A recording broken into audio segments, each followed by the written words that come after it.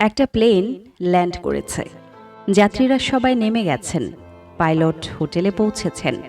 উড়োজাহাজের পরিচ্ছন্ন কর্মী এসেছেন পুরো প্লেন পরিষ্কার করতে। পরিষ্কার করতে করতে তিনি পাইলটের ককপিটে আসেন। দেখেন সেখানে একটা বই। বইয়ের উপরে লেখা কিভাবে পাইলট হতে হবে, ভলিউম 1। উৎফুল্ল পরিচ্ছন্ন কর্মী বইয়ের প্রথম পাতা উল্টান। সেখানে লেখা লাল বোতামে টিপুন, প্লেনের ইঞ্জিন চালু হবে। তিনি তাই করলেন। লাল বোতামে চাপ দেওয়ার সাথে সাথে ইঞ্জিন চালু হয়ে গেল। পরের পাতায় লেখা উড়োজাহাজকে সামনে অগ্রসর করাতে চাইলে নীল বোতামে টিপুন। তিনি আর অপেক্ষা না করে তাই করলেন। সাথে সাথে উড়োজাহাজ সামনে এগুতে লাগলো।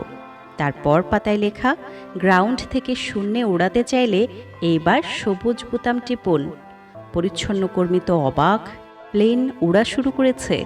উপরে উঠছে আর উঠছে। তার আনন্দের সীমা নেই।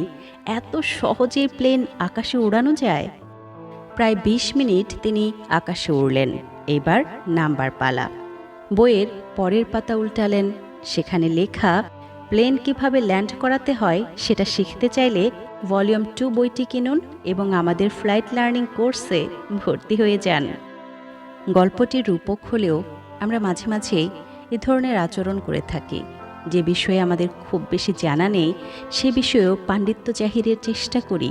আসলে অল্প বিদ্যায় পারদর্শিতা আপনাকে হয়তো সাময়িক সময়ের জন্য আকাশে উড়াতে পারে, কিন্তু একসময় ঠিক নিচে নামাবে, এবং সেটি খুব ভয়ঙ্করভাবে